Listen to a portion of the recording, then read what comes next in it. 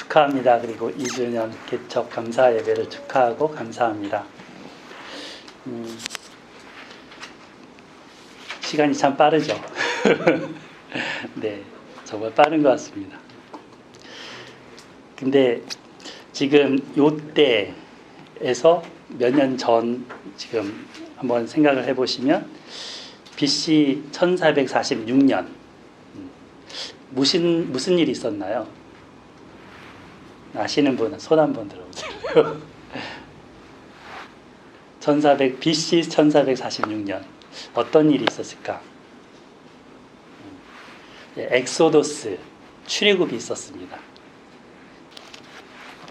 그 1446년은 이제 요셉을 통해 이스라엘이 이집트 고센 땅에 이제 들어간 다음에 거기서 400년 만에 하나님의 부르심을 받고 출애굽한 해입니다. 근데 그들을 부르신 하나님의 목적은 뭘까요? 이들을 하나님께서 거룩한 백성이고 그리고 제사장 나라로서 왕 같은 제사장 나라로서 본보기를 삼으려고 부르셨습니다. 오늘 본문은 하나님께서 이 이스라엘을 군사로 부르셨다라는 것을 확인시켜 줍니다.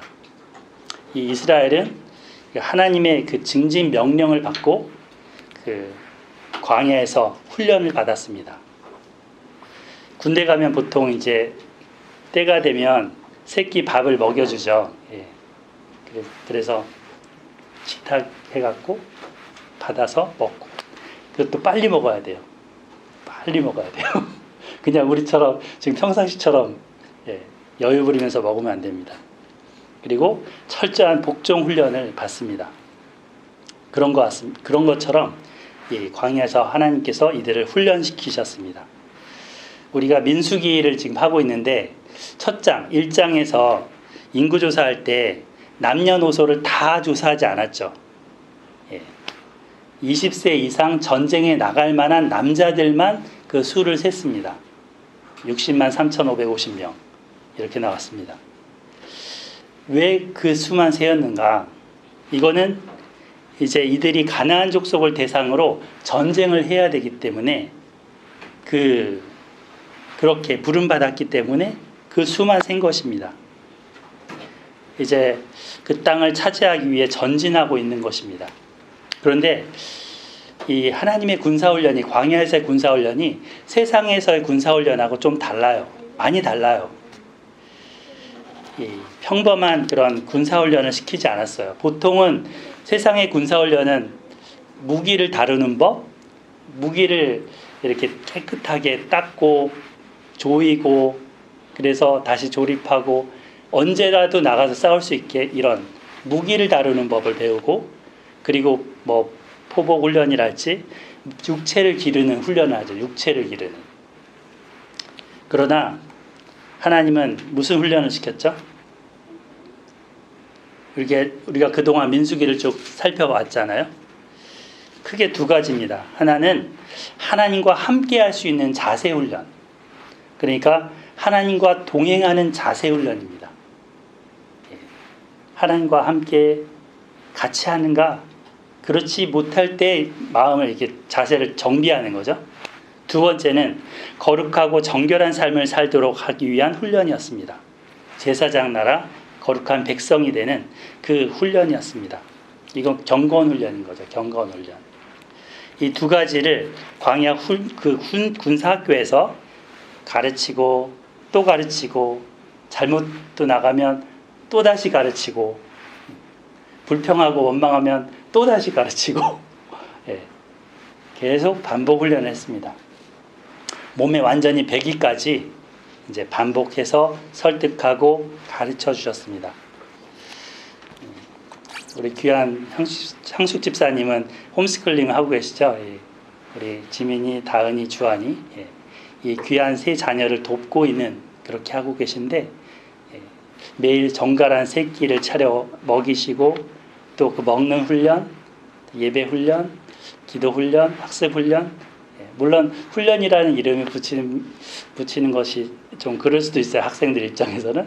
근데 하여간 그런 관계 속에서 서로 사랑하면서 지내도록 돕고 이거를 반복하면서 온몸 세포까지 새겨지게 가르치고 계신 줄 압니다. 하나님의 마음도 이런 거죠. 네. 또 우리 양정 집사님은 이제 그 세상 어떤 지식보다도 하나님의 말씀이 귀한 우리 서인자매님 마음에, 삶에, 뇌세포에 잘 새겨지도록, 그리고 영어 성경도 맨날 틈날 때마다 반복시키면서 틀어주고 가르치면서 반복하는 거죠.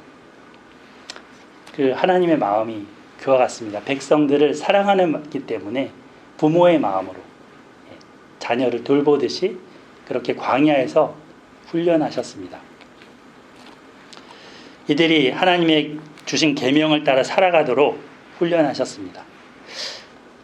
사실 그 훈련하는 제목을 보면 먹는 문제, 마시는 문제, 이렇게 인간의 가장 기본적인 그런 부분에서부터 다루시죠. 하나님을 의지하는 그 믿음을 갖도록 도우시죠.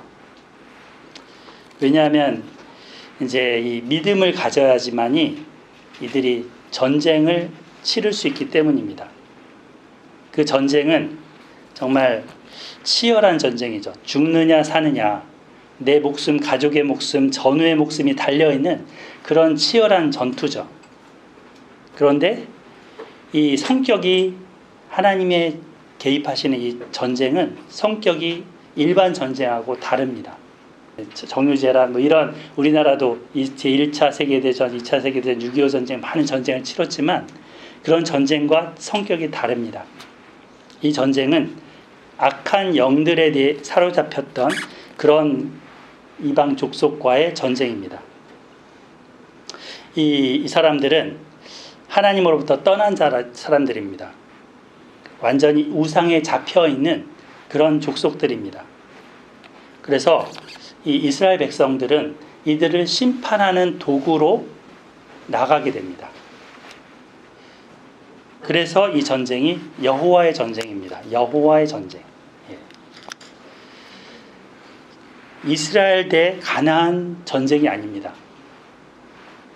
정복 전쟁이 아니라 하나님의 이름으로 하는 심판의 전쟁이고 거룩한 전쟁입니다. 하나님의 전쟁. 그래서 이 하나님이 이 전쟁에 개입하시고 이스라엘의 승리를 보장하십니다. 앞서서 이제 우리가 우리 20장 후반부에 에돔의 길을 내달라고 이렇게 요청을 했는데 거절당했었죠. 그래서 이 이스라엘 백성들이 다른 길을 찾아야 됐습니다. 자연히 이제 가나안 사람의 땅을 밟게 되는 거죠. 이때 이들은 아다림길이라는 곳으로 들어서게 됩니다. 아다림길. 이거는 이제 그 뜻이 있어요. 히브리어 이 지명 이름에는, 사람 이름에는 다 의미가 들어가 있어요. 뜻이. 이거 무슨 뜻이냐면 지나간 자취의 길, 지나간 자취의 길이라는 뜻입니다. 그래서 이미 누군가 지나갔던 길이라는 거죠. 지나간 자취. 누가 지나갔을까요? 그 히브리어 성경도 번역본들이 여러 개가 있어요. 그 중에 이제 탈굼 성경이랄지 뭐 이런 페시타 성경 뭐 등등 있는데, 그 탈굼 성경에는 이 부분 아다림길이라는 그 지명 이름을 쓰지 않고 정탐꾼들의 길, The Way of the Explorer 이렇게 번역을 해놨습니다. 그러니까 앞서 13장에서 그 12명의 정탐꾼들이 올라갔던 길이라는 것입니다. 과거 그 불신앙으로 이렇게 쓰디쓴 패배를 맛보았던 그 길이라는 것입니다. 자, 근데 이제 여기서 1절에 보시면 네겝에 거주하는 가나안 사람 곧 아라세 왕이 이스라엘이 아다림 길로 온다함을 듣고 이스라엘을 쳤습니다. 그중 몇 사람을 사로잡았습니다. 포로로 사로잡았습니다. 선제 공격했습니다. 이스라엘 백성들은 미처 싸울 태세도 갖추지 못했는데 그냥 당한 것입니다. 이 가나안 족속은 가나안 족만 있는 게 아니에요. 신명기 7장 1절에 보면 가나안 7족속이라고 나옵니다. 그죠? 그래서 일곱 족속과의 전투가 이제 시작되는 겁니다. 이 아랏과의 전투, 곧 호르마 전투로 시작돼서 저기 이제 가나안 땅 요단강 서쪽으로 들어가는 전투까지 이제 앞으로 계속될 겁니다. 군사적인 규모로 치면 정말 이들은 막강 파워입니다. 하지만 하나님께서 쫓아내실 거라고 말씀하셨습니다. 하나님은 이미 그 땅에서 여기 살고 있는 민족들이 잘 살고 있는데 쫓아내실 거라고. 그런데 왜 일곱 족속을 쫓아내려고 하실까요? 좀 불편한 마음은 없으십니까? 여기에 대해서? 잘 살고 있는데 저도 의문을 가졌었습니다. 근데 성경을 찾고 그러면서 하나님이 의도하신 게 뭔가라는 것을 배우게 됩니다. 우리 이제 인류의 처음까지 가봐야 돼요. 노아 홍수 이후에 바벨탑을 백성들이 쌓았죠. 그러면서 그 교만으로 하나님을 대적했습니다. 하나님은 어느 날 갑자기 이들이 쓰는 말을 다 다르게, 이 사람 말 다르고 저 사람 말 다르고, 니하오마, 어떤 사람은 헬로우 하고 어떤 사람 안녕하세요 하고 한 사람 봉주르 하고, 서로 말이 통하지 않는 겁니다. 다 다르게 됐어요. 그래서 말이 다 통하는 사람들끼리 모여서 전 세계로 뿔뿔이 흩어졌습니다. 그런데도 이들은 여전히 하나님께 등을 돌렸고, 그 상태에서 하나님이 아닌 다른 우상을 만들어서 숭배하면서 자기들의 탐욕을 넓혀갔습니다. 악한 영들이 하나님을 떠난 이들을 먹잇감 삼아서 꼭두각시로 만들면서 정말 좋아했습니다. 하나님께서는 창세기 15장에서 아브라함에게 그 후손과 땅을 주시겠다 약속하실 때 한 조건을 말씀하셨습니다. 그냥 주마한 게 아니라 이 땅에 원주민들이 있는데 아모리 족속이었죠. 그들의 죄악이 극도로 가득 차게 되면, 지금은 아니고 가득하게 되면 그때 아브라함의 자손들을 그리로 이끌어서 그 땅을 줄 것이라고 하셨습니다. 하나님께서는 이스라엘을 이 죄악된 족속을 치는 도구로 삼으시는 겁니다. 하나님의 전쟁 무기는 이 거룩한 백성, 제사장 나라로 삼은 이스라엘 백성인 것입니다. 그래서 정말 하나님께서 이 이스라엘 백성에게 모세를 통해 당부하시는 게 있죠. 너희는 그들과 어떤 약속도 하지 말아라. 그리고 그들을 불쌍히 여기지도 말아라. 혼인관계, 사위를 삼거나 며느리를 삼거나 그런 관계도 맺지 말아라. 그리고 완전히 진멸하라 하셨습니다. 진멸, 완전히 싸그리 다 없애라. 헤렘 하라 하셨죠. 그래서 그들이 섬기는 그 우상의 제단은 부숴버리고, 그리고 이제 우리 세계 기독교 박물관 갔을 때 이런 토기 인형들 봤죠. 바알 신이랄지 아세라 이렇게 우상신들이 이렇게 가슴에 이렇게 대고 있는 그런 것들, 하여튼 도끼로 찍고 각종 조각한 우상들을 불살라 버리라고 엄중히 명령하셨습니다. 왜일까요? 무슨 이유일까요? 이유가 있죠. 신명기 7장 4절에 보면 이유가 나오는데요. 제가 읽어볼게요. 그가 네 아들을 유혹하여 그가 여호와를 떠나고 다른 신들을 섬기게 함으로 여호와께서 너희에게 진노하사 갑자기 너희를 멸하실 것임이니라. 그러니까 이 족속들이 여호와 하나님을 믿지 않고 있고 온갖 우상 숭배를 행하고 있는데, 이제 그들이 유혹할 거라는 거죠. 그들이 너희를 하나님을 떠나도록 유혹할 거라는 거죠. 그래서 그때 그렇게 되면 하나님이 진노하시고 너희도 멸망하게 될 거다 경고하신 겁니다. 이들의 이 가나안 족속의 상태는 성적으로나 도덕적으로나 문란했습니다.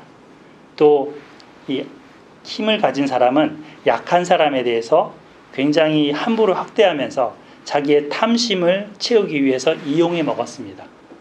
정의가 없는 거죠. 하나님은 이들을 가만두고 볼 수 없었습니다.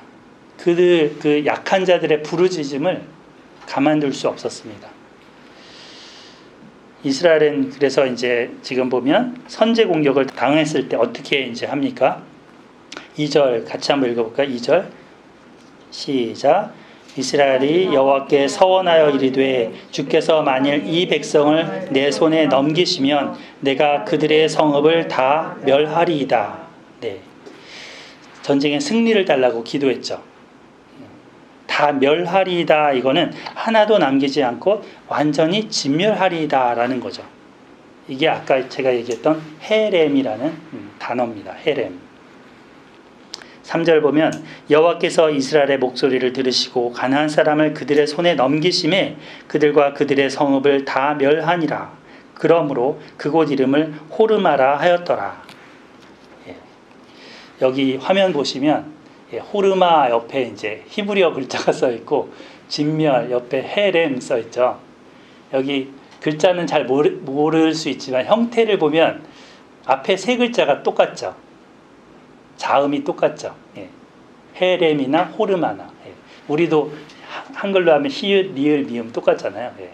그러니까 이 호르마란 이름이 이 진멸이라는 말, 거기서 나온 지명입니다. 하나님께 완전히 바친다.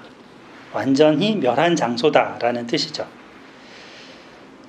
그래서 여기서 이제 뭐 이스라엘 백성이 이겼다고 뭐 짐승, 그들 적군의 짐승을 빼앗는다든지 뭐 이렇게 노예를 삼는다든지 할 수가 없습니다.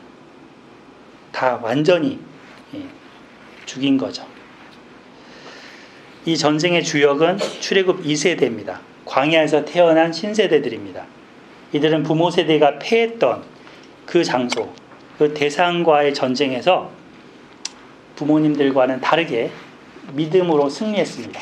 하나님 앞에 서원하여서 하나님의 도우심을 받아서 이겼습니다. 첫 전투인데, 광야에서 태어난 그 세대의 첫 전투인데 승리한 겁니다.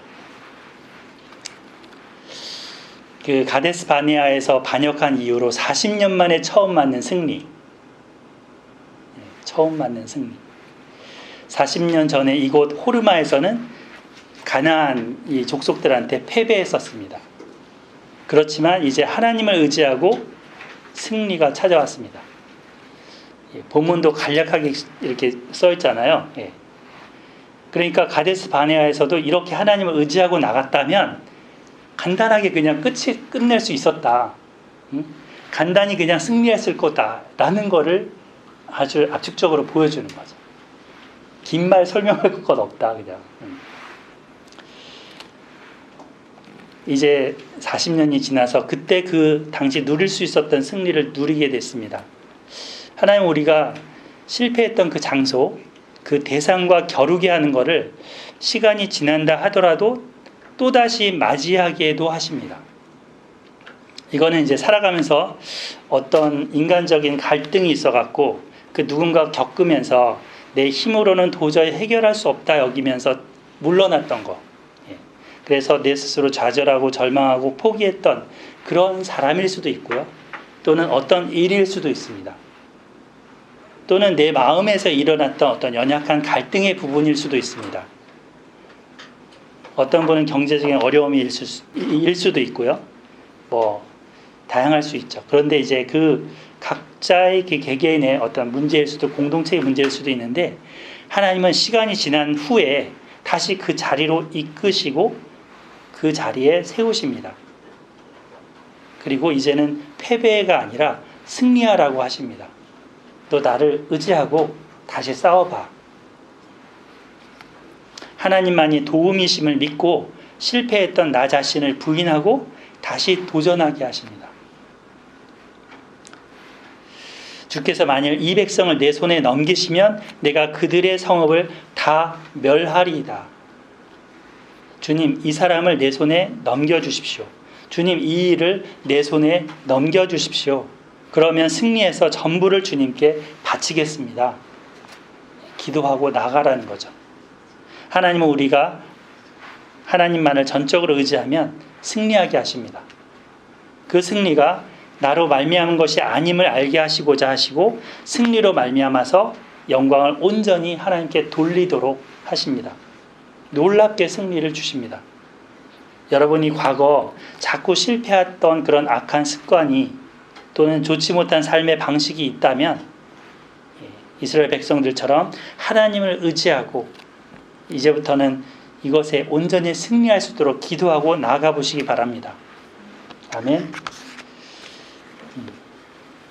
정말 저도 먹는 거나 일 중독증이나 또 늦잠 자는 거나 잠을 늦게 자는 거나 이런 이제 절제하지 못하는 그런 부분들 절제를 하게 해달라고 기도하면서 도전해야 되겠습니다. 이 악한 것들을 완전히 진멸시키는 승리를 맞게 되시기를 바랍니다. 인간관계에서 어려움이 있으셨다면 하나님을 의지하고 기도하면서 대해보시기를 바랍니다. 하나님이 이 호르마 전투처럼 승리를 주실 겁니다. 아멘. 4절 보겠습니다. 백성이 호르산에서 출발하여 홍해길을 따라 에돔 땅을 우회하려 하였다가 길로 말미암아 백성의 마음이 상하니라. 승리의 사건이 딱 있고 난 다음에 바로 시험이 찾아옵니다. 지금 다시 이제 남쪽으로 홍해가 있는 쪽으로 삥 둘러서 가야 했습니다. 약속의 땅은 어느 쪽이냐면 북쪽이거든요. 그래서 북쪽으로 가야 되는데 지금 동쪽으로 길을 열어서 왕의 대로로 해서 북쪽으로 올라가려고 했었잖아요. 근데 동쪽에 에돔이 문을 안 열어주니까 남쪽으로 다시 이렇게 삥 둘러서 밑으로 해갖고 가야 되는 거예요. 참 마음도 지치고 몸도 지치고 그래서 이 백성들이 화를 참지 못하고 이번에 하나님과 모세를 원망하기에 이르렀습니다.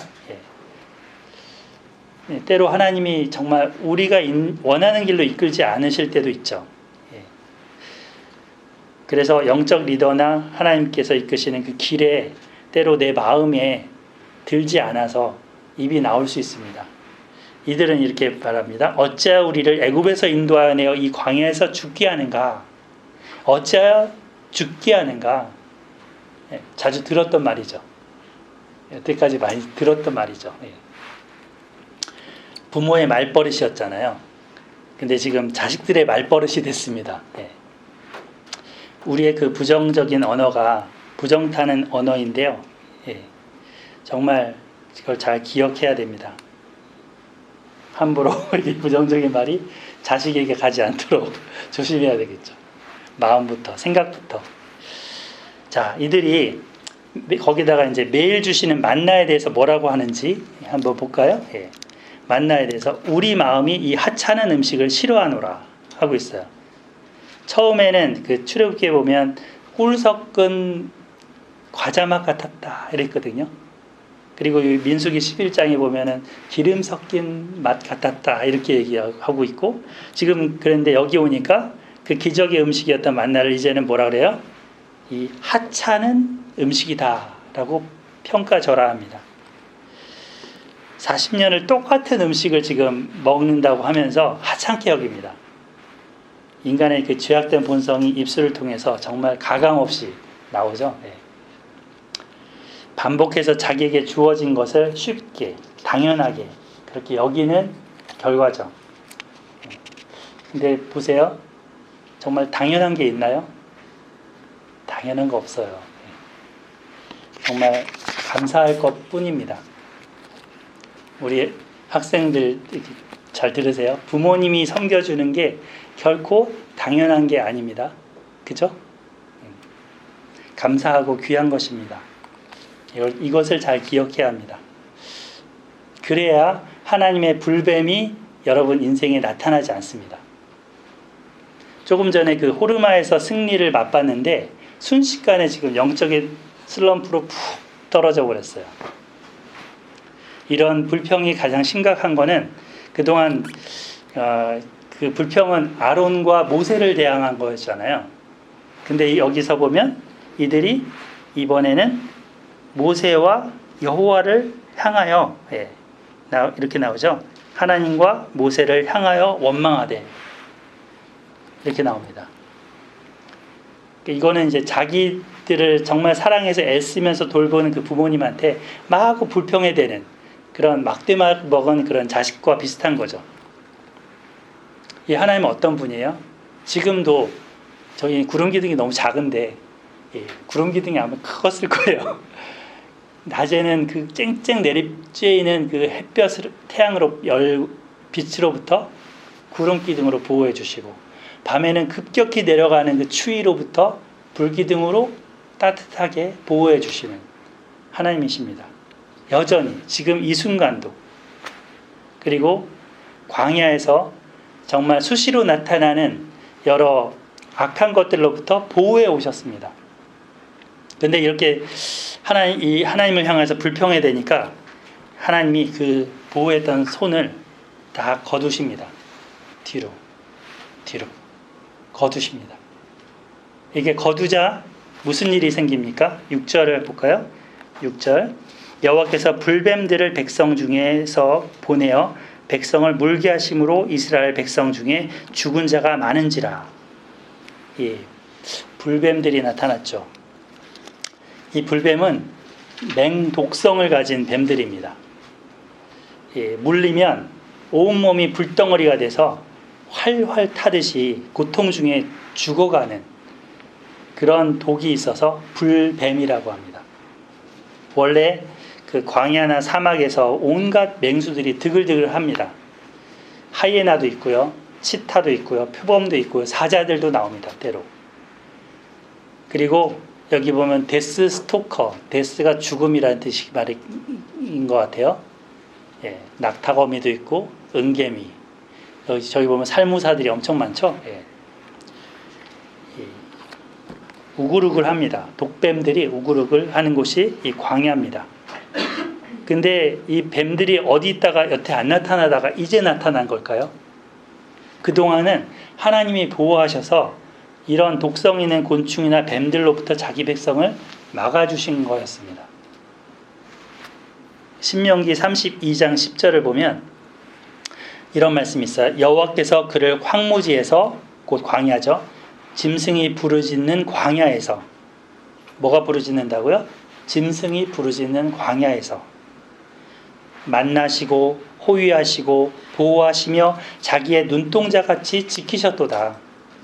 여호와께서 그를 만나주시고 호위, 마치 그 호위무사, 이렇게 지켜주시는 군인처럼 지켜주시고 보호하시고 눈동자같이 지키셨대요. 이 눈동자를 보면 우리 눈꺼풀이 있죠. 여기에 조그만 먼지 같은 게 싹 들어가려고 해도 깜빡하면서 확 닫아버리잖아요. 비가 와서 이렇게 물이 흘러내려갈까봐 눈썹이 있어서 다 털어내주잖아요. 이렇게 눈동자를 얼마나 우리 몸이 보호하는지 몰라요. 그리고 잠잘 때는 이 눈동자가 쉬라고 딱 거풀로 덮어주잖아요. 이불로. 눈꺼풀이 착 덮어주잖아요. 그죠?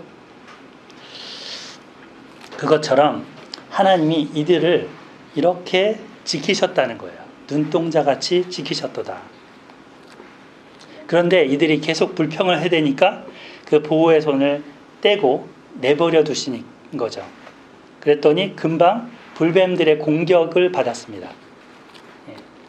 상상해 보세요. 여기 장난감이라도 이렇게 뱀처럼 생기는 게 진짜처럼 탁 나타나면 다들 막 책상 위로 막 올라갈 거예요. 난리법석이 되겠죠.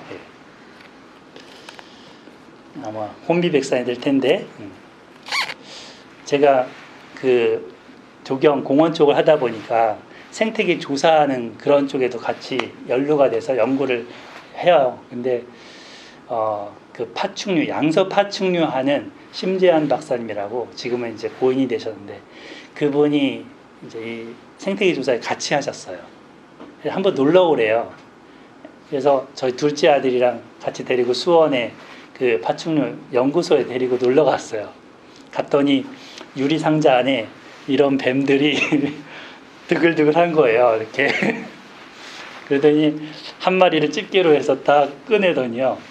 다니엘 일로 와봐봐. 그러더니 목에다 이렇게 걸쳐주는 거예요, 뱀을. 그러니까 둘째가 이제 완전 얼었죠, 얼음. 이러고 가고. 예. 괜찮아, 도가 없는 거야. 뭐 그래도 무서워서 쩔쩔매는 그 모습이 아직도 생생합니다. 정말 뱀은 보기만 해도 싫어요. 그죠? 빨리 넘겨야 되는데. 여기 또 나와요. 네. 그 모세 때 이 광야의 불뱀이 정말 천막에도 길에도 막 나타나면서 물어댄 겁니다.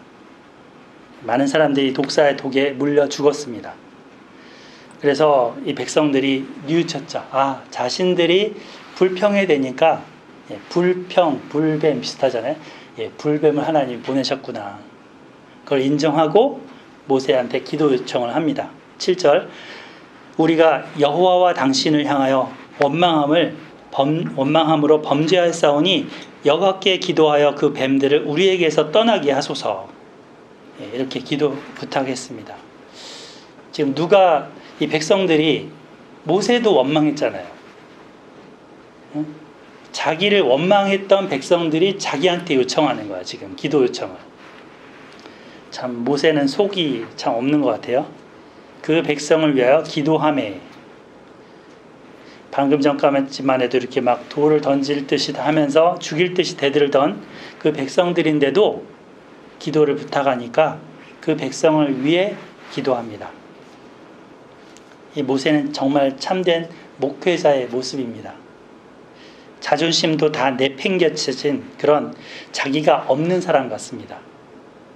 저는 누군가 나한테 원망을 막 쏟아냈다면 그 사람을 위해서 기도를 해주고 싶은 마음이 선뜻 안 생깁니다. 근데 이렇게 엎드린 모세를 통해서 정말 참된 목회자의 본을 저도 평생에 잘 배우고 익혀가야 되겠다라는 생각을 갖게 되었습니다. 자, 모세가 기도하자 여호와 하나님께서 뭐라고 하십니까? 하나님도 속이 없죠. 하나님 원망했잖아요. 쌤통이다, 그냥 냅둬, 이렇게 할 수도 있잖아요. 그러지 않으시고 불뱀을 만들어 장대 위에 매달아라. 물린 자마다 그것을 보면 살리라 하셨습니다. 아니, 보통 이제 상식적으로 뱀의 독에 물리면 어떻게 해야 되냐면 신속하게 그 물린 상처 자국을 봅니다. 그래서 이 상처 자국이 이 이빨을 보면은 이게 독사가 물은 건지 일반 뱀이 물은 건지 다르대요. 그래서 이게 독사가 물은 건지를 일단 확인한 다음에 환자를 딱 눕혀서 안정을 시키고 이제 움직이지 않게 한 다음에 그 물린 곳에서 한 10cm 정도 떨어진 위쪽으로 압박붕대로 묶죠. 더 이상 독이 퍼지지 못하게. 그리고 병원으로 옮겨서 치료를 해야 됩니다. 근데 여기서 하나님이 제시한 그 치료 방법은 참 독특합니다. 불뱀의 독이 몸에 퍼져서 죽어가는 자리에 그냥 그런 사람이라도 장대 위에 만들어서 매단 뱀을 보면 산다라고 약속하셨습니다. 모세는 이로 인해서 놋뱀을 만들어서 장대 위에 이렇게 달았습니다. 높지 않았을 것 같아요. 그죠? 그렇게 요 정도 됐을 것 같아요. 하나님은 이 모세의 기도에 이제 불뱀을 없애는 방식으로 응답하지 않았습니다. 불뱀을 다시 제자리로 돌아가 이렇게 시켜갖고 하지 않았습니다. 그냥 불뱀은 그대로 놔두고 놋뱀을 대신 만들어서 달게 해서 그것을 보면 산다라는 약속을 주셨습니다. 왜 여기서 하필 놋뱀일까요? 뭐 뱀을 좋아하는 독수리상이랄지 매상이랄지 뭐 이런 거.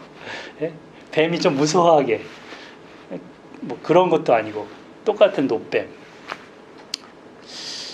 창세기 3장에 보면 이 뱀은 하나님께서 저주를 하신 그 존재입니다.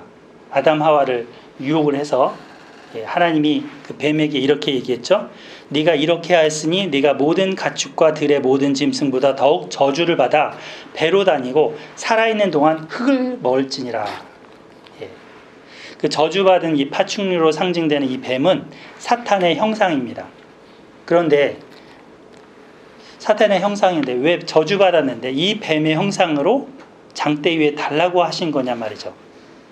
왜 하나님이 불뱀을 안 없애고 놋뱀을 만들게 하신 거냐는 의문이 듭니다. 서인자매님 왜 그럴까요? 왜 그럴까? 조금 전에 이 백성들은 가는 길 때문에 자기들의 기대에 안 맞는다고 해서 불평해댔죠. 예. 근데 백성들의 이 기대는 뭐냐면 이 불뱀을 없애주는 겁니다. 사라지게 해주는. 그래서 기도 요청을 한 거죠. 근데 하나님은 또 이 백성들의 기대에 맞춰주지 않고 하나님의 방식대로 제시하면서 나의 약속을 믿고 순종해 봐 이렇게 요구하십니다. 그러니까 앞서 그 길에 대해서 불평한 거, 그 자세를 수정시키려는 일종의 훈련의 의도가 있는 거죠. 예.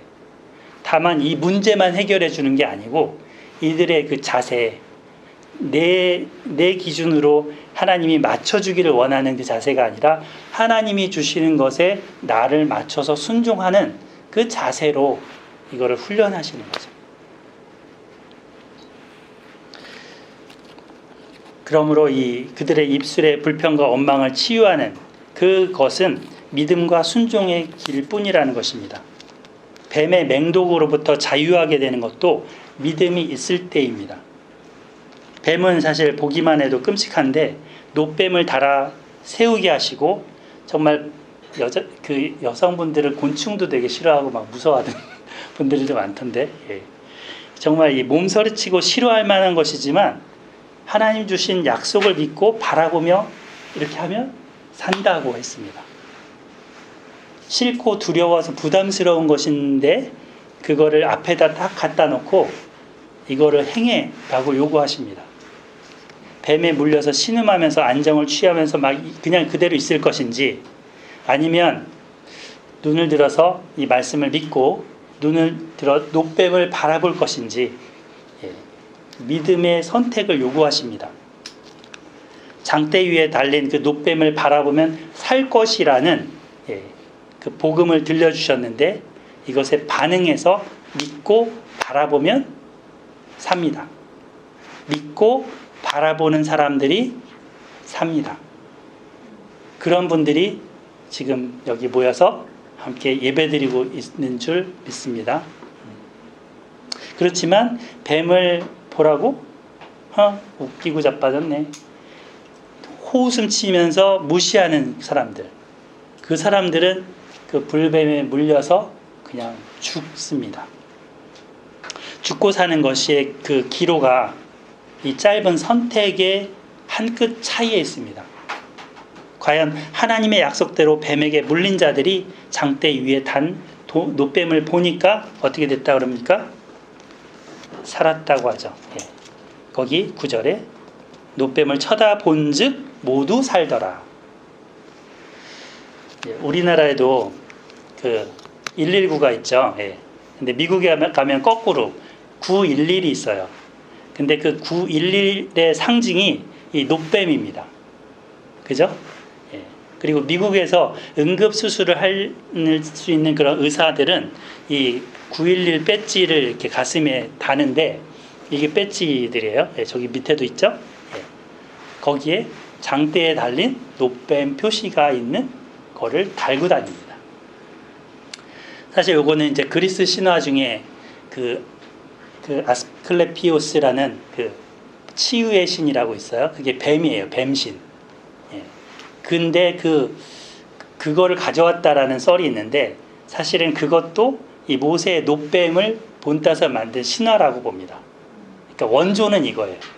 노뱀, 장대의 노뱀. 가까이에 있죠. 저기 차량에도 있고 뭐. 예. 병원에도 가면 저런 표시 있을 거예요. 자, 어느 날 밤에 사내들인 공회에 지금 우리로 치면 국회의사당을 출입하는 의원이 예수님을 조용히 노크하고 찾아왔습니다. 그의 이름 니고데모라고 하죠. 니코데모스. 그는 하나님 나라를 기다리는 사람이었습니다. 예수님께 큰 기대를 갖고 은밀히 찾아왔습니다. 예수님은 그와 대화하시던 중에 이 민수기 사건을 인용하셨습니다. 예수님은 그 니고데모 관원한테 예수님 자신도 모세가 뱀을 광야에서 든 것처럼 자기도 인자도 들려야 한다라고 하셨습니다. 그리고 하나님의 약속에 따라서 뱀을 본 자가 구원을 얻은 것처럼 높이 들린 인자 되신 예수님을 믿는 자는 영생을 얻을 것이다 라고 말씀하셨습니다. 요한복음 3장 14절부터 16절에 나오죠. 모세가 광야에서 뱀을 든 것 같이 인자도 들려야 하리니 이는 그를 믿는 자마다 영생을 얻게 하려 하심이니라. 하나님이 세상을 이처럼 사랑하사 독생자를 주셨으니 이는 그를 믿는 자마다 멸망치 않고 영생을 얻게 하려 하심이니라. 아멘. 예수님은 저주받은 뱀의 형상으로 놋뱀이 장대에 달린 것처럼 나무에 달리셨습니다. 신명기 23장 23절에 보면 나무에 달리는 자는 하나님께 저주를 받은 자다라고 했습니다. 그래서 유대인들은 아직도 예수님을 그 나무 십자가에 달려 저주받은 자다라고 여기면서 메시아로 믿지 않습니다. 하지만 예수님은 저주를 받아 죽어 마땅한 우리 대신 저주가 되신 것입니다.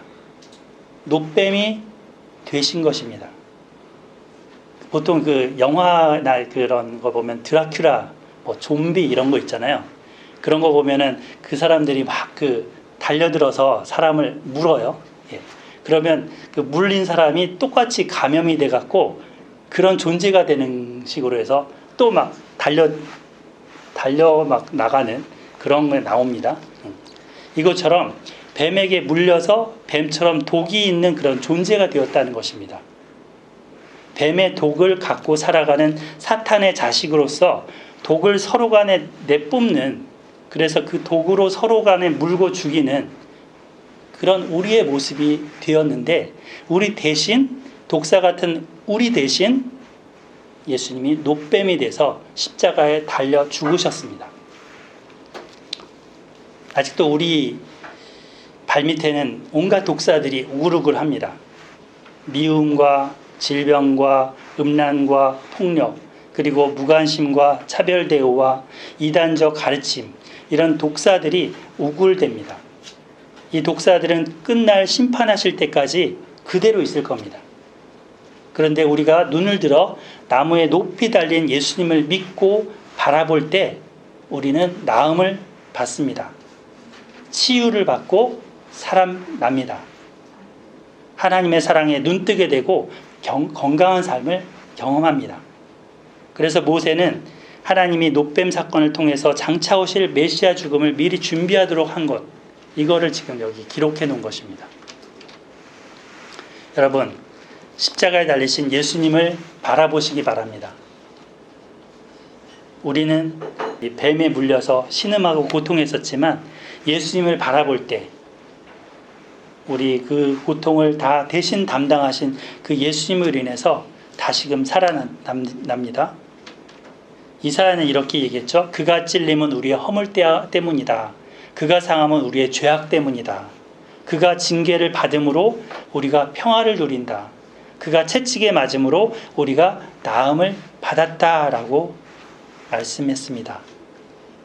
인생길에서 불평하면서 원망했던 우리의 입술의 범죄 때문에 그분이 대신 형벌을 받으셨습니다. 사단에 쏘는 독에 맞아 죽기를 두려워함으로 종노릇하던 우리를 자유하게 하려고 십자가의 나무에 높이 달리셨습니다. 우리 학생 여러분, 우리 정정숙 전도사님이 설명해 줬죠. 예, 못이 얼마나 났다고요?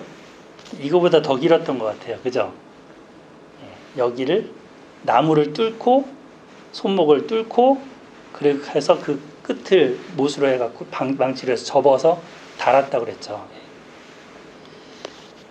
거기 달려서 물과 피를 다 쏟으신 겁니다. 예수님을 바라보는 자는 이제 해독을 경험할 겁니다. 우리 모두가 사단이 주었던 그런 거짓 가르치관들, 또 귀신의 가르침들, 이런 독들이 있었다면 이제 예수님 바라봄으로 해독을 경험하시기를 바랍니다. 그리고 살아나서 독수리가 날듯이 내 청춘이 날아가는, 날개치며 오르는 그런 삶이 되시기를 축복합니다. 아멘. 한편 이 모세가 만든 놋뱀은 당시에는 치유와 회복의 표대가 되었었는데 나중에는 이것이 하나님처럼 대우를 받는 우상이 됐습니다.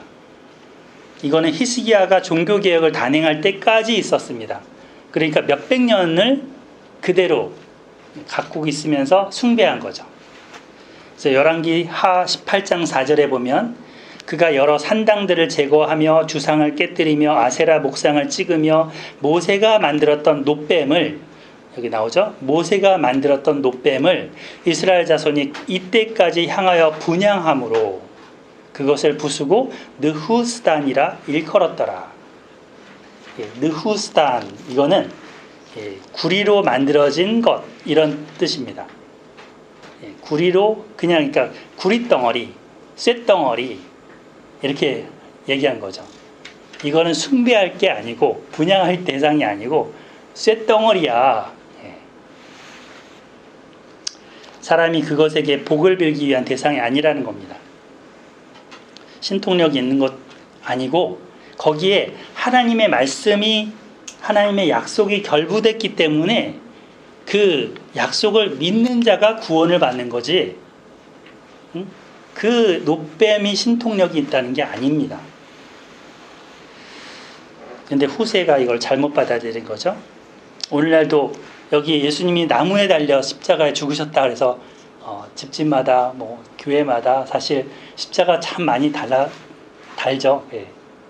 근데 이 십자가 나무 자체가 능력이 있는 게 아닙니다. 여기 하나님의 아들 예수 그리스도께서 달리셨고 장사 지낸 바 되었고 부활하셨다. 그래서 그 예수님을 믿음으로 구원받는다는 거죠.